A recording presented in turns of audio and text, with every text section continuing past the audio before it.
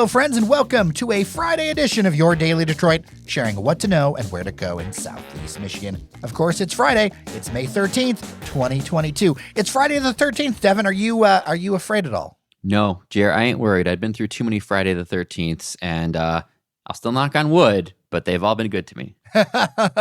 Well, from east of Woodward, I'm Jer Stays. And from west of Woodward, I'm Devin O'Reilly on this balmy Friday, probably one of the hottest Friday the 13th there has been. And you know what, Jer? I do declare it's seltzer season. I was going to declare it gin and tonic season, but seltzer season's fair too. Well, that's fine. You can make that declaration. I will make the declaration that it is seltzer season. We're up into the 80s. People are going out and laying out in their backyards or on rooftops or wherever you may be staying. I'm sure Belle Isle is going to be just wonderfully crowded this weekend. It's seltzer season, and you know what though, Jared? That means that you can have a seltzer in your hand. You should have a seltzer in your hand. But these days, there's no telling what it's going to be because the market for seltzers is just absolutely exploded. Remember we did that fizz fight a while ago, and we were like, oh, there's a lot of seltzer brands. Now, I feel like everyone's got a seltzer. Maybe we should have the Daily Detroit seltzer. Yeah, we might as well, Jared. We might as well. I mean, and the funny thing is, and we talked about this during the fizz fight. You can go back and listen to that. But it's so hard to differentiate sometimes. So I think what you really have to do is just go by flavors or just what speaks to you. So I was at a local market here, and I found what's called a Florida Seltzer. That's the name of the brand, I believe, and it's also a collaboration with Untitled Art. And so that's the seltzer, and it has a beautifully designed can. It's a blackberry agave hard seltzer. Interesting. So that sounded good to me. How is the blackberry agave? The blackberry agave is very good. I will say the Florida Seltzer, it has a little bit of a color to it, so it is a little bit on the sweeter side as seltzers go. But I taste both the blackberry and agave. It does have the actual fruit puree in it, so you get the flavors do taste natural. So I'll give it that. That's so important because with some of the seltzers, and you can listen back to the seltzer fight, the fizz fight, because otherwise I will give away who the winner is because the winner also ends up being my favorite. You got to have something that doesn't taste like you're licking a flagpole. And so many of the seltzers, there's like flagpole with a hint of fruit. And it's much better when it's more fruit, flavor forward than, aluminum forward. Right. So, if you want to hear us get into all sorts of seltzer talk, you can listen to the Fizz Fight episode, but it is that season again. I'd give this one an 8 out of 10, which is probably pretty good on the higher end of the scale. What do you got, Jer? I have what I believe will be my last iced pour over from Astro Corktown that I got today. Oh, R.I.P. Astro, huh? Yeah. And my eggy sandwich, which is something that they do special with like some sort of ciabatta bread, and they make the egg real fluffy with chives and things. It's a magical thing. I've got to figure out how to make this now that they're, going to be no more after this weekend. If you're listening to this and it's Saturday, Sunday, you might be able to run over there and get a thing. But I wanted to make sure to take some time today, get in there, pay my respects. I took some photos. I'm going to put them up on the Daily Detroit Instagram. But it was just great to sit there and just enjoy the space one last time. How was the crowd? Real chill. I mean, lots of people coming through who, seem to be either regulars or former regulars, real laid back because, it is what it is. But it was still kind of busy. Like, it's still people in there drinking coffee, doing things. People were sitting outside, which was beautiful. I mean, it's just such a wonderful space. I didn't realize how small it really was. Like, in my memory, I had it being a lot larger because, there was that 2-year gap where they did the space up in by Oker, which is also closing. And I didn't realize just how small and intimate that place was. And I just enjoyed it so much and got a last picture of the chalk wall and all those things. And so, yeah, it was real good. Oh, and I also snagged an Anzac cookie for the road because let me tell you, if you've never had an Anzac cookie, you've never tried golden syrup, it's a very British thing, you should try it. I understand that you went to lunch. I did. I picked up some lunch. I was in the area for a meeting, and I thought, I've been hearing a lot of buzz about this ExWifes Chicken that opened up in Dearborn on Ford Road. Yeah, right. And then the name kind of sells it, and they also do a really good job on their Instagram of luring customers. Their whole building is kind of like a pink, black, and white theme, very dramatic. So, needless to say, I had to check it out so I could tell our listeners and you, Jer, all about it. Yeah, I've been seeing this on social media, and at first, some of the way it was presented, it was almost as polished as like a chain. And like the people talking about it, but apparently it's not. It's in Dearborn Heights, huh? Yeah, it's in Dearborn Heights on Ford Road, right at that border of Dearborn and Dearborn Heights. So just west, just west of the Dearborn border and Outer Drive. But it's a very kind of obviously kind of tongue in cheek or cheeky, whatever you want to call it. The whole vibe of the restaurant. There's like the neon sign, the obligatory neon sign, right? That you have to put up in your restaurant. The menu, I'll list some of the interest. So the tenders are called Love Me Tenders. The sandwiches include the basic chick, the hot chick, the wild chick, the bougie chick. Oh boy. The children's menu is titled Child Support. Oh, geez. The sides are called side chicks. It's there's got to be a story behind this, Devin. Do you have anything on that? Because so this sounds like somebody's like life. Just they turned it into a business, right? And so with the name of the restaurant, I had to inquire because I was like, wait a second, is this like a vengeful husband or something? I don't like that one guy who put the middle finger up in the yard next door, like to his wife, and just pointed this giant, like huge 6 foot tall or whatever statue. And pointed the middle finger right at their neighbor. Exactly. I wanted to know if this was kind of a big, FU to somebody, but no, actually it's not. So I'm here to clear the air. And actually it is indeed a husband who really loved his ex-wife's cooking and particularly her chicken. And they divorced, obviously, hence the name, but they are still on good terms. They're still friendly with each other. And, both he and she thought this was a great idea, and it would be a way to showcase, something that she became famous for, at least in his family, and now hopefully even broader than that. So it's been greenlit by the ex-wife. Oh my gosh! So you didn't mention the side items, the freedom fries, which I think more refers to like personal freedom, the mac and cheese, and then the cold-hearted slaw. Yep. Jeez. The name's on here. Go look at the menu if you're considering ordering. I believe they do delivery and pickup. I got pickup. It's a good crowd. There's a patio out there along Ford Road. Not the quaintest because you get a lot of noise, but it's a nice patio. It was a nice day and people were outside. So I'd definitely go back. I think it was really good. But my only hesitation is there's such a proliferation of chicken places recently. I want to talk about that in a minute, but what did you order and what did you like about it? Well, I wanted to try and get a little bit of a few things here. So I did get some of the Love Me Tenders. I wanted to try those out a little bit. I got the Nashville Hot and the Miso Honey Butter. The Miso Honey Butter was really good. Okay. And then I got a couple different sauce options. I got the Tangy Barbecue and the Wild Buffalo, both very good sauces. Tried the fries, excellent. I got vegan chicken nuggets for my wife, and they were actually really good. She really liked them. Really? And then I got the cold-hearted slaw, which was really good. It's a thin slaw, kind of shaved. Everything's kind of like shredded, really really thin, with a good coating of sauce, but not too much. So overall, I was very very impressed. A friend of mine just broke up with their girlfriend, so I figure that I'm going to send him there and make sure that he gets the rebound sauce. There you go. You got to. I didn't get to check the rebound sauce, but you just want to talk about it.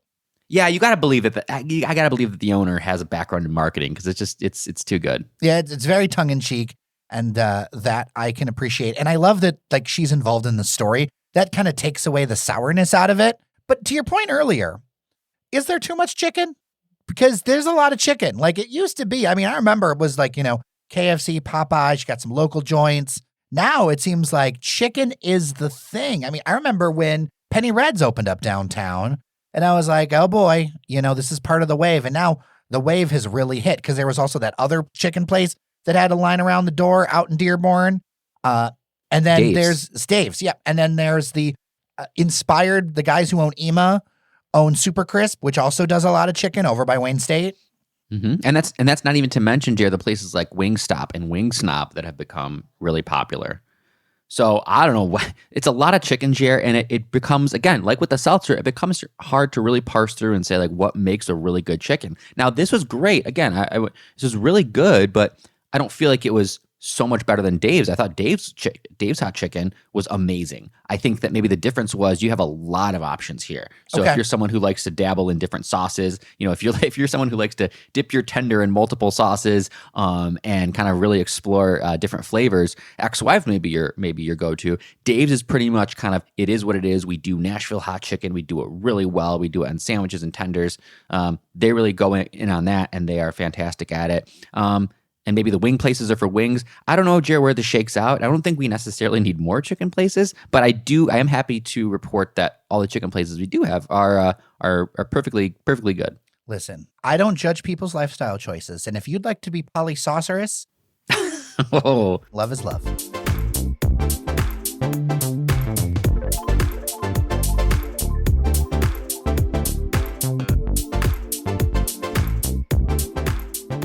We have more details on the new skyscraper and office building going up at the old Hudson site. This is interesting to me because as the renderings come out, more and more is it kind of like a two-building complex as opposed to being one thing. There's actually like a promenade and a spacing between them. According to the press materials, we're now looking at 685 feet tall. It's got a little bit of a different look than it did before. The completion projection is now 2024, so that's within somewhat close time. You're looking at up to 120 residential units.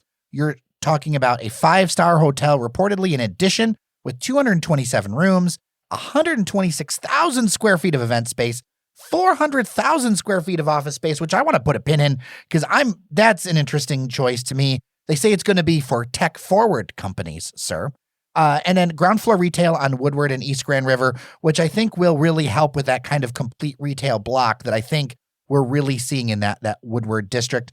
What do you think of some of these new looks? I like some of the rooftop stuff. I think the scale is interesting. What are your thoughts?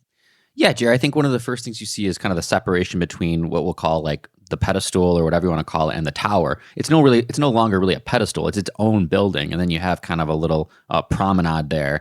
And then you have the tall building, the tall piece, the spire, whatever you want to say. I do like the tapered look. It looks very, very modern. I know it's a look that a lot of other cities are leaning into, Chicago, New York, and places like that, that have real skyscrapers. I'll always be disappointed that we couldn't get the tallest building in Detroit. Dan, you only had Jared, we're talking 50 feet off. The Renaissance Center, I believe, is 734 feet. We couldn't have gotten 50 feet more and you can have the tallest building in Michigan. I'm like, you were so close. I would love to see a distanced rendering of this. I haven't had the time to pull it together with everything going on in my life right now, but I would love to see a distance rendering of what the skyline will look with two towers that are that tall. Yes, and if any of our graphic design listeners want to create a really cool rendering of what a new Detroit skyline would be based on this, I'm sure, Jared, you'd love to see that, and we would probably share it with our constituents. Oh yeah, and I have a high-res version of the renderings in my inbox, and in fact, if you subscribe to our newsletter at dailydetroit.substack.com, I will have a select number of them that I found really interesting to me. Of course, I included a rooftop, like a rooftop bar rendering. Also, with the retail, I think that whole interchange of people is going to be really important to pull this off. Some people think that this is too big of a development for Detroit. I don't, but what do you think about that? No, I think you know where I was going to fall on that. This is not too big. Nothing's too big of a development for Detroit.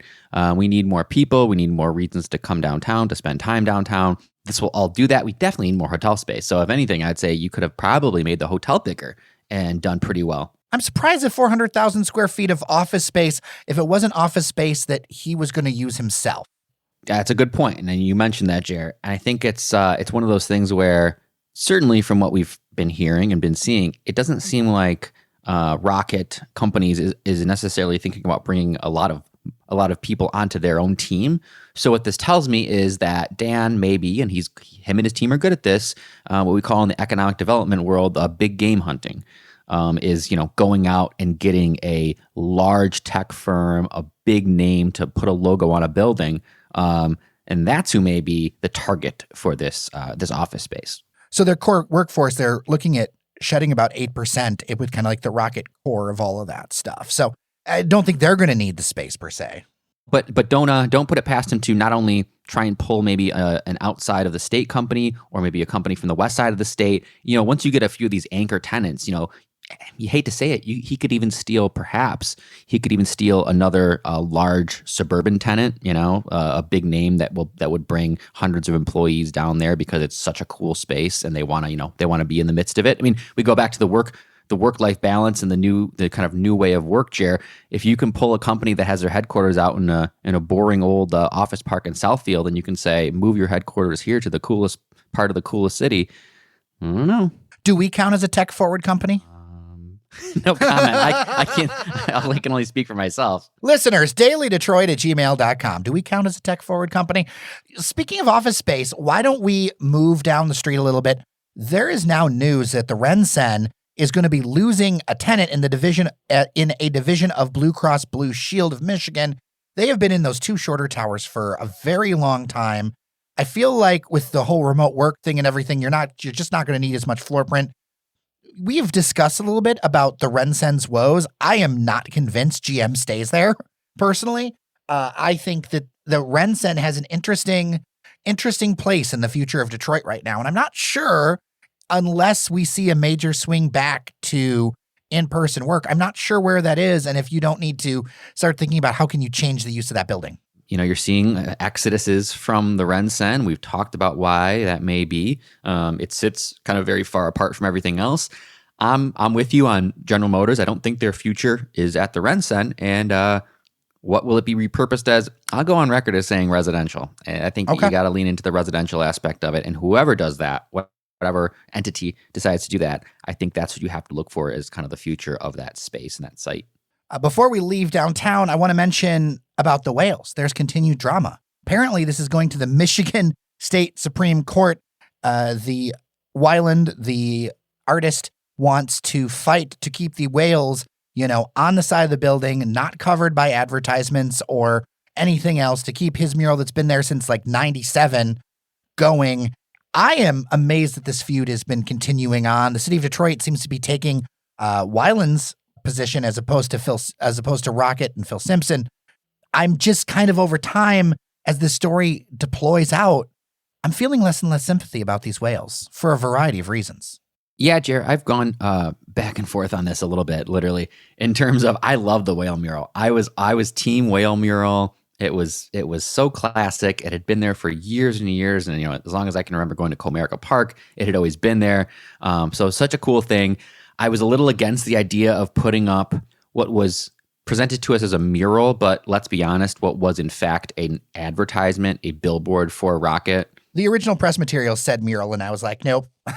No, it's a local artist, and it's cool. I mean, it's cool, but it's a billboard. It's not a mural. A mural is like the Shepard Fairley mural that was on one campus, Marcius. That was, and no logos in it. It was just simply presented as a mural on the side of a building. This is clearly kind of more of an advertisement, which is fine. I don't have a problem with it. I preferred the whales, but I get it. But now you've got the artist kind of really being a jerk about things. And making even some disparaging remarks. And so, you know what? I'm over it. Love the whales, but maybe it's time for something new. Yeah, there was a media report, and I can't remember exactly where the whale artist said that Simpson's work is basically a cartoon. And I was like, come on. Like, it used to be like mutual artist respect. Now it's kind of changing. And I'm going to go with this from another perspective. So here in the North End, there are a bunch of murals that were recently put up through Blackout Walls. It's a great project. Jay Dilla, all kinds of beautiful stuff, all right? Why is it that this guy's art, this guy's outdoor art, gets to be preserved in perpetuity while everybody else, especially people who are from the city, right, like who are still here, as opposed to those who have left, why does he get his whales protected in perpetuity? Now, I understand 5 years, whatever, because of a deal or whatever, but yet everybody else's outdoor art can go away at any time. Like, I don't think that that's fair. And I mean, obviously, like, I want art to exist, and my dad was an artist. I'm very pro art. The other side of that is that something about outdoor art is that the reality is it's ephemeral. And I don't think it's fair that, the whales get specific protection, but nobody else does.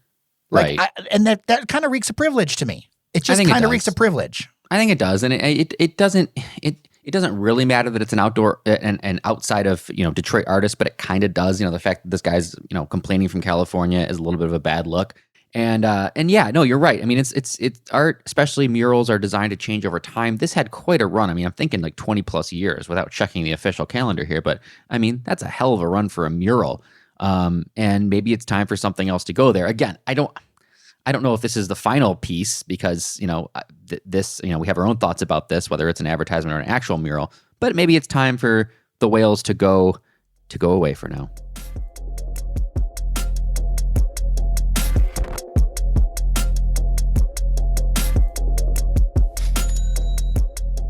Couple of things that are happening around town to mention before we let you go. We have an update on Onassis in Corktown. Well, it's not going to be called Onassis anymore, but the people behind it are now going to be part of the Omega Coney Island on 8 Mile, just east of Telegraph. So when it comes to like food and things, it's always good to follow the people who are behind the thing. And so if you liked Onassis, that's where they're at now. Props to engineer Randy for saying that in a story, in an Instagram story, that they've kind of moved out that way. I have some friends who are just, swear by Onassis. So I think they'll be still doing their carry out orders and things like that from there. But I wanted to mention that if you want that coney and that style of coney, it shall live again. That's great to hear. Again, a potentially sad story with a happy ending. Onassis was a long-standing place in Corktown, and they left, but you can still get your Onassis food and get your fix there.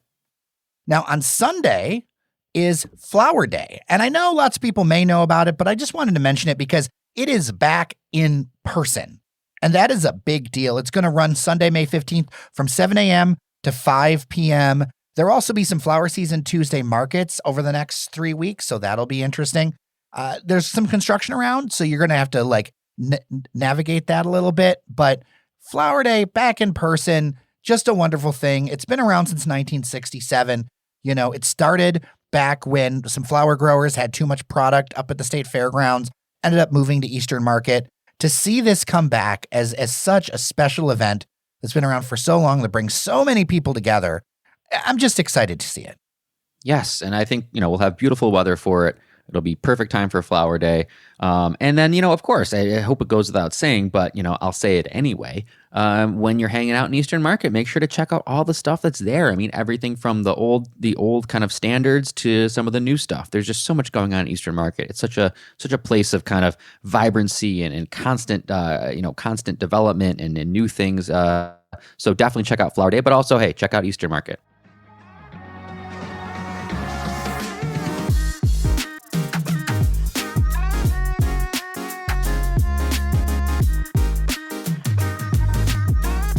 Before we let people go, I want to talk about where we'll be, Devin, because we've got a busy set of weeks ahead of us.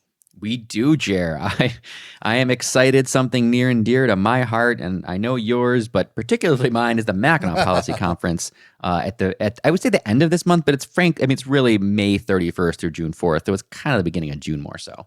Yeah, I mean, it's always great to go up to the island and get some really good interviews and conversations. We heard your feedback, so we're going to be posting more of those interviews that we get up there more immediately, whether it's the day of or within that next week. We're not going to let it stretch out because I had saved some of them to give me some time off, and some breaks, but it was clear you all did not like that. Very clear. No, Jared, and again, get that horse clop drop ready because we're going to use that a lot during our policy conference podcast sessions. So if there's policy ideas that you want us to talk about or specific people, we're also coming up on election season. Hit me up, dailydetroit@gmail.com. We've got Ferndale Pride on June 4th. I got to set up some more details on that, but we will have a booth there where you can meet us. We can also meet some new people in case they've never learned about Daily Detroit. And our 1000th episode party is June 10th at the Congregation. So much with that. I need to set up a link that's not Facebook for events on Instagram and Twitter, but there is a Facebook event. If you go to our Facebook page, if you want to click yes that you're going on that thing. Also, me and Fletcher will be at Keyworth tomorrow night as LaRouge take on Loudoun. It is Polish American Heritage Night. We're in for Polish dancers, Devin. Oh my gosh, I didn't even realize that. Oh my God, I wasn't planning on going, but man, you're really yanking at the other side of my family, where my mom's last name was Gajewski, her maiden name. So I may have to go check this out.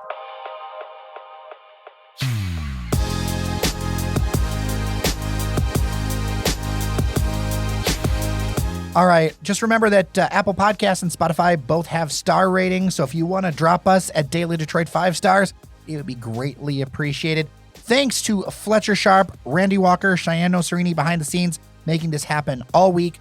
Plus those have supported us at patreon.com/Daily Detroit and buymeacoffee.com/Daily Detroit if you want to do a one-time thing.